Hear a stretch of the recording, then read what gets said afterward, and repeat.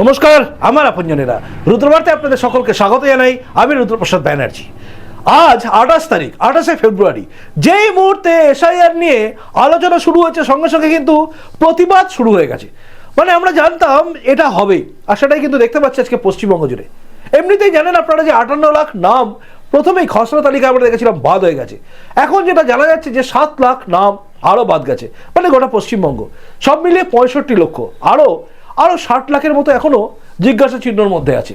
যাই হোক, তো আপাতত যে 65 লাখ নাম বাদ গেছে বলে বিভিন্ন সূত্রে খবর পাওয়া যাচ্ছে, এবং কমিশন সূত্রে খবর পাওয়া যাচ্ছে বলে বিভিন্ন নিউজ চ্যানেল বিভিন্ন জেলায় কতগুলো বাদ গেছে কতগুলো বাদ যায়নি এটা নিয়ে একটা রিপোর্টিং করা শুরু করে দিয়েছে। যদিও এখনো পর্যন্ত ইলেকশন কমিশনের তরফ থেকে কোনো রকম কনফারেন্স করে কিচ্ছু জানানো হয়নি। তাই সার্বিকভাবে বলা যায় না যে এখনই নির্বাচন কমিশন ঠিক কি বলছেন, কিন্তু তার মধ্যেই গেল রব উঠে গেছে।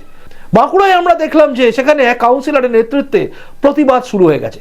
প্রতিবাদ, রাস্তায় নেমে পড়া, বিক্ষোভ দেখানো, এগুলো এবার আস্তে আস্তে চালানো হবে। আচ্ছা, এটাই কি উপায়? নাম যাদের বাদ গেছেন তারা করবে কি? দেখুন, এই নিয়ে কিন্তু অলরেডি ইলেকশন কমিশন থেকে জানানো হয়ে গেছে। নাম অনেকেরই বাদ গেছে, কেন বাদ গেছে এই প্রশ্নটা উঠছে। আমরা জানি যে বিহার থেকে শুরু করে বিভিন্ন জায়গায় যেখানে যেখানে এসআইআর হচ্ছে বা হবে, সব জায়গায় কিন্তু নাম বাদ যাবেই। কারণ বহু নাম, যারা মৃত ভোটার তাদের নাম থেকে গিয়েছিল, সেই নামগুলো অটোমেটিক ওয়েতে বাদ যাবে। 7 কোটির ওপর যেখানে ভোটার ছিল সেখানে 65 লাখ নাম যদি বাদ যায়, তাহলে কি বিরাট নাম বাদ চলে গেছে?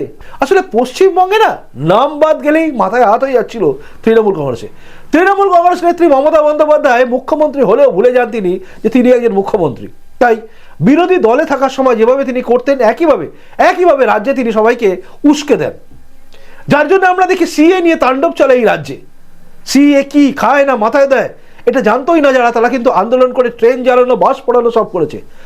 আর ওয়াকআপ নিয়ে বারবার বলেছেন যে আমি এখানে করতে দেব না, কিন্তু আইন যেই মুহূর্তে সামনে আসছে তিনি কিন্তু সঙ্গে সঙ্গে সেটাকে মেনে নিয়েছেন, মানতে তিনি বাধ্য। কিন্তু তার আগে যে পরিস্থিতি তিনি তৈরি করেছিলেন, তার ফলে কিন্তু যে নৃশংস নারকীয় আক্রমণ দেখলাম এবং দুজন হিন্দুকে মরে যেতে দেখলাম বা তাদেরকে খুন করলো, এগুলো দেখে কার্যত আমরা চমকে গেছিলাম এবং হিন্দুদের পালাতে হয়েছিল মুর্শিদাবাদ থেকে মালদায়।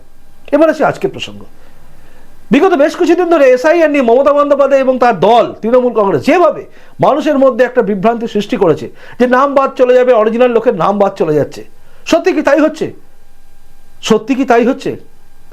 আমরা তো কিছুক্ষণের মধ্যে জেনে যাবো যে এসআইআর তালিকায় কাদের নাম বাদ গেছে, কাদের নেই, কাদের নাম আছে। বাংলাদেশ থেকে আসা অনুপ্রবেশকারী মুসলিমরা যারা পালিয়ে গেছে এবং যারা রয়ে গেছে, যাদের কায়দা করে এই রাজ্যে আবার ভোটার লিস্টে নাম তোলার চেষ্টা করা হচ্ছিল, আমরা দেখেছি অসঙ্গতি কিভাবে রয়েছে। এই রাজ্যে একজন লোক তার 100টা ছেলে মেয়ে, ছেলের বয়স বাবার বয়সের চেয়ে বেশি, মায়ের বয়স ছেলের বয়সের কম, মেয়ের বয়সের কম। এই হচ্ছে এখানে মোটামুটি একটা তথ্যপত্র দিয়ে যা হয়েছে।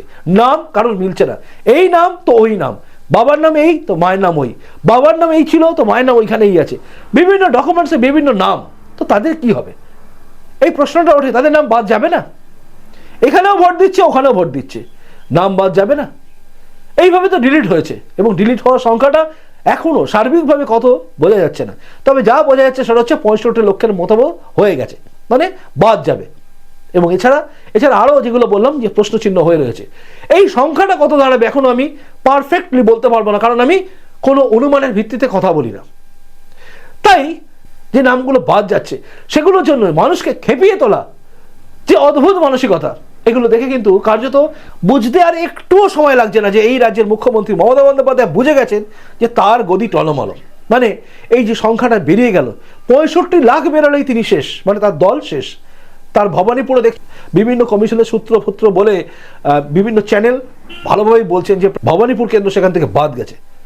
এই নামগুলো বাদ গেলেই কার্যত সেখানে কিন্তু মমতা বন্দ্যোপাধ্যায় কি হবে না হবে এটা নিয়ে মমতা বন্দ্যোপাধ্যায় নিজে চিন্তায় আছেন। এমনিতেই ভবানীপুরে তিনি জিতবেন কিনা সেটা নিয়ে সবার আশঙ্কা আছে, কারণ ভবানীপুরে লোকসভা নির্বাচনে যে সমস্ত আসনে যা হয়েছে সেই ফলাফলগুলো বুথ ভিত্তিক দেখলে বোঝা যায় যে মমতা বন্দ্যোপাধ্যায় জেতাটা খুব টাফ।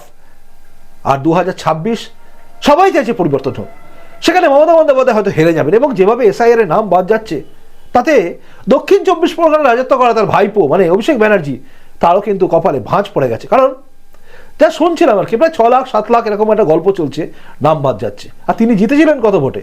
7 লাখের কাছাকাছি, তাই না? খুব গর্ব করেছিলেন। জালি ভোট, এই সব ভোট, এই অভিযোগ উঠেছে, অর্থাৎ জোর জবরদস্তি ভোট করানো হয়েছে, ভোটারকে ভোট দিতে দেওয়া হয়নি, কাগজ বাঁধা হয়ে গেছিল, সিসিটিভি ক্যামেরাকে ঘুরিয়ে দেওয়া হয়েছিল, এই বিভিন্ন অভিযোগ নিয়ে আজকে হাইকোর্টে, আপনারা জানেন হাইকোর্টে কিন্তু মামলাও চলছে, যেটা অভিজিৎ দাস ববি, অর্থাৎ ওই লোকসভা কেন্দ্রে দাঁড়ানো ক্যান্ডিডেট, বিজেপির ক্যান্ডিডেট কিন্তু মামলা করেছেন। সিপিএম, কংগ্রেস কেউ সাথ দেয়নি, আর এটাই স্বাভাবিক, কারণ তারা গোপনে সেটিং করে রেখেছে তৃণমূলের সঙ্গে। আর আজকে যে নাম বাদ যাবে, এসআইআর চূড়ান্ত তালিকা, যেটা জানতে পারবো আমরা, এখনো চূড়ান্ত নয়, এরপরে আরো কিছুটা বাকি থেকে যাবে, কিন্তু যে তালিকা আমরা এখন পাবো, আপাতত পাবো, সেই তালিকায় মোটামুটি বুঝে যাব যে বাংলার বুকে কতজন বাদ যাচ্ছে। আমি আপনাদের পুঙ্খানুপুঙ্খ ব্যাখ্যা করে করে বলে দেবো কোথা থেকে কতজন বাদ যাচ্ছে এবং এর ফলে কি রেজাল্ট হতে পারে। অনেকেই দেখেছিলাম নির্বাচনের আগে, মানে অনেকেই দেখছিলাম যে এসআইআর এর আগেই অনেকে বলে দিয়েছেন কোন সিট কে জিতবে না জিতবে। এখন কিন্তু প্রেডিকশন করা খুব টাফ। এই যে নামগুলো বাদ যাবে, এরপরে পরিষ্কার হয়ে যাবে কোন কোন বিধানসভা তৃণমূলের হাতে থাকবে, কোন কোন বিধানসভা থেকে তৃণমূল ওয়াশ আউট হয়ে যাবে। আর এটাই স্বাভাবিক, কারণ জালি ভোট দিয়ে মৃত ভোটারদেরকে ওপর থেকে নামিয়ে নিয়ে এসে ভোট দেওয়ার যে চেষ্টা, সেগুলো সব শেষ হয়ে গেছে। এবং বাংলাদেশ থেকে এসে কোনো মুসলমান, বাংলাদেশ থেকে আসা কোনো অবৈধ অনুপ্রবেশকারী বাংলাদেশি মুসলমান এই রাজ্যে ভোট দিয়ে ভোটের গণতান্ত্রিক পদ্ধতিকে পরিচালনা করবে, এটা আর হবে না।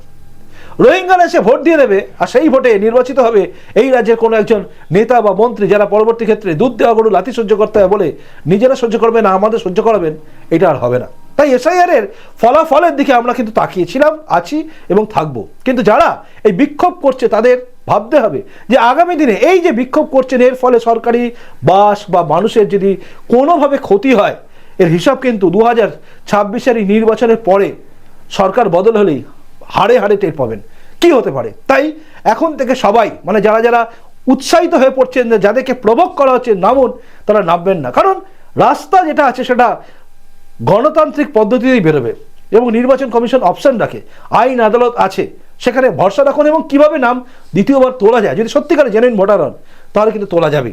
তাই চিন্তা করে লাভ নেই, কারোর কথায় প্রভোক্ট হবেন না, কারণ অনুপ্রেরণা দেওয়া তৃণমূল কংগ্রেস যখন অনুপ্রাণিত হয়ে আপনি কোনো কিছু করে ফেলবেন, তখন আপনার পাশে থাকবে না। কারণ কেসটার পাশে কেউ ছিল না, কেসটা গেছিল জেলে, পার্থ চ্যাটার্জি সেও গেছে জেলে, একের পর এক নেতা যারাই ফেসেছে তার পাশ থেকে তৃণমূল কংগ্রেস সরে গেছে।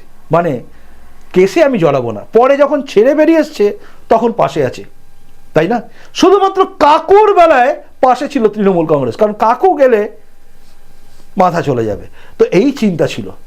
তাই আপনাদেরও ভাবতে হবে, বুঝতে হবে যে এই রাজ্যে যারা আপনাদের প্রভোগ করছে, তারা কেউ সারদা কাণ্ডে জড়িত, কেউ রোজভ্যালি, কেউ অন্য কোনো চিটফান্ড কাণ্ডে, সাধারণ মানুষকে প্রতারণা করার কাণ্ডে জড়িত, এবং তারপরে তারা চাকরি বেচা, তারপরে খাদ্য চুরি, রেশন চুরি, এমুক চুরি, তমুক চুরি, দুর্নীতি, সব এতে যুক্ত। তাই সেই সমস্ত অভিযুক্ত হওয়া লোকগুলো, তাদের নেতৃত্বে চলা বিভিন্ন নেতাদের কথা শুনে আপনারা কিন্তু ফাঁদে পা দেবেন না। তাই যাদের নাম বাদ যাচ্ছে তারা কিন্তু একটু অপেক্ষা করুন, কারণ নির্বাচন কমিশন নিশ্চয়ই জানিয়ে দেবে আপনাদের কাছে কি অপশান আছে। নাম যদি আপনার সত্যিকার আপনি ভোটার হন, জেনুইন ভোটার হন, ভারতবর্ষের নাগরিক হন, আপনার নাম বাদ যাবে না। তাই সম্পূর্ণটা যুক্তি দিয়ে বিবেচনা করে, নিজের মাথায় ঠান্ডাভাবে চিন্তা করে, নিজের পরিবারের কথা চিন্তা করে, নিজের ভবিষ্যৎ প্রজন্মের কথা চিন্তা করে সব কিছু করবেন। কারণ আমরা চাই আন্দোলন হোক গণতান্ত্রিক পদ্ধতিতে। আপনার যা কিছু ক্ষোভ আছে, যা কিছু মনে হচ্ছে ভুল হয়েছে, তার বিরুদ্ধে আদালত, আইন রয়েছে, তাই না? রাস্তায় নেমে আইনকে হাতে তুলে নিলে আজ তো বেঁচে যাবেন, কিন্তু কাল সরকার বদল হলে কেউ বাঁচবেন না। আর এই রাজ্যে রাজ্য সরকার বা তৃণমূল কংগ্রেস, এরা কিছু দিনের মাত্র ক্ষমতায় আছে, এরপর বদল হবেই, কারণ পরিবর্তন চাইছে বাংলা, বাঁচতে চাই বিজেপি। তাই এই স্লোগানই এখন চারিদিকে কিন্তু আওয়াজ উঠছে, পরিবর্তনের আওয়াজ সবাই শুনে নিয়েছে, দেওয়াল লিখন বলে দিচ্ছে বাংলায় পরিবর্তন হচ্ছে। তাই ভুল করে, ভুল জায়গায়, ভুল লোকের অনুপ্রেরণায় অনুপ্রাণিত হয়ে ভুল কাজটা করবেন না, এটা আপনাদের কাছে হাত জোর করে অনুরোধ। যাই হোক, এটাই ছিল এখনকার রুদ্রবার্তা। আপনি কি ভাবছেন জানাবেন, আপনাদের কার কার নাম বাদ গেল বা কি হয়েছে না হয়েছে সেটা নিয়ে কিন্তু কমেন্ট বক্সে লিখবেন। প্রত্যেকে কমেন্টস দেখার জন্য অধীর আগ্রহে বসে থাকি। খুব ভালো থাকুন, দেখা হচ্ছে পরের রুদ্রবার্তাতেই। নমস্কার, বন্দে মাতরম, ভারত মাতা জয় হোক, জয় হিন্দ।